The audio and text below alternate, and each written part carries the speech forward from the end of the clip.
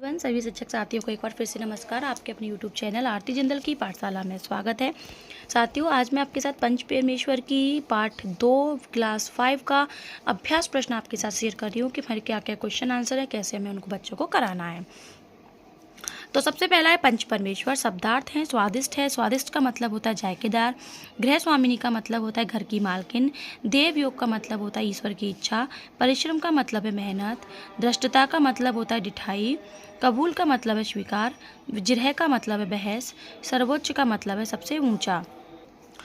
बोध प्रश्न उत्तर लिखिए। जायदाद की रजिस्ट्री होते हुए जुम्मन का व्यवहार बदल गया, इससे जुम्मन के स्वभाव के बारे में क्या पता चलता है। तो आंसर है कि जायदाद की रजिस्ट्री होते जुम्मन का व्यवहार बदल गया। उसने खाला की परवाह करना छोड़ दिया, इससे जुम्मन के स्वार्थ और धूर्तता का पता चलता है। मैं अलग पका खा लूंगी, खाला ने ऐसा क्यों कहा। खाला ने समय पर खाना न मिलने पर परेशान होकर ऐसा कहा। क्वेश्चन नंबर 3 है कि जुम्मन ने खाला को रोटी कपड़ा देना क्यों कबूल किया था। तो इसका उत्तर है कि जुम्मन ने खाला को रोटी कपड़ा देना इसलिए कबूल किया था क्योंकि खाला ने जुम्मन के नाम अपनी जायदाद की रजिस्ट्री की थी। क्वेश्चन नंबर नेक्स्ट है कि फैसला सुनते ही जुम्मन सन्नाटे में क्यों आ गए। तो उत्तर है कि मित्र अलगू चौधरी द्वारा अपने खिलाफ फैसला सुनाने से जुम्मन सन्नाटे में आ गए। नेक्स्ट क्वेश्चन है कि सरपंच का आसन ग्रहण करते हुए जुम्मन में कौन सा भाव पैदा हुआ। तो सरपंच का आसन ग्रहण करते हुए जुम्मन में अपनी जिम्मेदारी का भाव पैदा हुआ। क्वेश्चन नंबर 2 है कि सही विकल्प पर सही का निशान लगाइए। जुम्मन का मित्र होते हुए भी पंचायत में अलगू ने उनके खिलाफ फैसला दिया क्योंकि। अब 4 ऑप्शन है, उसमें से 1 हमारा सही है, 3 हमारे गलत है। 3 ऑप्शन है। तो अलगू सच्चा मित्र नहीं था, गलत। जुम्मन के घमंडी स्वभाव से अलगू नाराज था, गलत। सरपंच का स्थान ग्रहण करने वाला व्यक्ति निष्पक्ष होकर न्याय करता है, सही बात है। नेक्स्ट है कि जुम्मन शेख ने समझू साहू के विरुद्ध फैसला दिया कि बैल का पूरा दाम अलगू चौधरी को दें क्योंकि। पहला ऑप्शन है जुम्मन शेख ने सरपंच बनकर समझू साहू से बदला लिया, गलत। जुम्मन शेख ने अपने मित्र अलगू चौधरी का पक्ष लिया, गलत। बैल की मृत्यु केवल इस कारण हुई थी कि उससे कठिन परिश्रम लिया गया और उसके दाने चारे का प्रबंध नहीं किया गया, सही बात है। क्वेश्चन नंबर 3 है कि कहानी से संबंधित वाक्य गलत क्रम में लिखे गए हैं, उन्हें सही क्रम में लिखिए। जैसे पहला है कि जुम्मन ने लंबे चौड़े वायदे करके वह जायदाद अपने नाम लिखवा ली थी। थोड़ी देर बाद जुम्मन अलगू के पास आए और उनके गले से लिपट गए।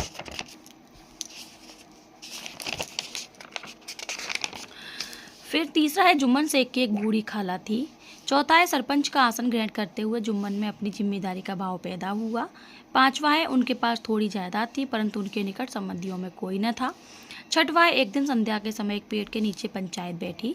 लास्ट है अलगू चौधरी ने जुम्मन से जिरह की। तो अब इनको हम सही क्रम में कैसे लगाएंगे। तो हम सबसे पहले लिखेंगे जुम्मन शेख की एक बूढ़ी खाला थी। दूसरे नंबर पे आएगा कि उनके पास थोड़ी जायदाद थी परंतु उनके निकट संबंधियों में कोई न था। तीसरा नंबर है जुम्मन ने लंबे चौड़े वायदे करके वह जायदाद अपने नाम लिखवा ली। चौथे नंबर पे आएगा कि एक दिन संध्या के समय एक पेड़ के नीचे पंचायत बैठी। 5वें नंबर पे आएगा कि अलगू चौधरी ने जुम्मन से जिरह शुरू की। 6वें नंबर पे सरपंच का आसन ग्रहण करते हुए जुम्मन में अपनी जिम्मेदारी का भाव पैदा हुआ। 7वां है कि थोड़ी देर बाद जुम्मन अलगू के पास आए और उनके गले से लिपट गए। नेक्स्ट क्वेश्चन है कि निम्नलिखित कथनों को पढ़िए और उनके सामने खाली जगह में किसने किससे कहा को लिखिए। बेटा तुम्हारे साथ मेरा निबाह न होगा, तुम मुझे रुपए दे दिया करो, मैं अलग पका खा लूँगी। ये बात खाला ने जुम्मन से कही थी। दूसरा है रुपए क्या यहाँ फलते हैं, ये जुम्मन ने खाला से बोला था। शेख जुम्मन हम तुम पुराने दोस्त हैं मगर इस समय तुम और बूढ़ी खाला दोनों हमारी निगाह में बराबर हैं। तो ये वाली बात जुम्मन ने शेख से कही थी।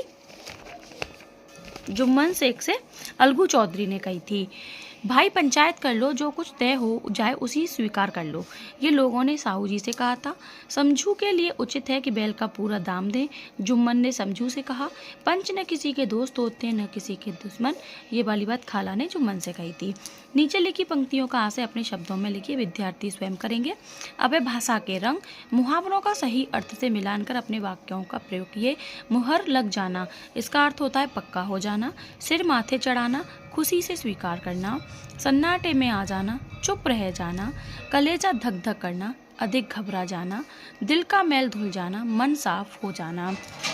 नेक्स्ट निम्नलिखित तद्भव शब्दों के तत्सम रूप लिखिए। निबाह का होता है निर्वाह, निठुर का है निष्ठुर, पहर का है प्रहर, घर का ग्रह, पूरा का होता है पूर्ण, भगत का होता है भक्त। क्वेश्चन नंबर 7 से 10 जो होंगे वो बच्चे स्वयं करेंगे। तो आई होप आपको वीडियो पसंद आई होगी। वीडियो पसंद आई हो तो लाइक करें, सभी साथियों के साथ शेयर करें। तब तक के लिए धन्यवाद।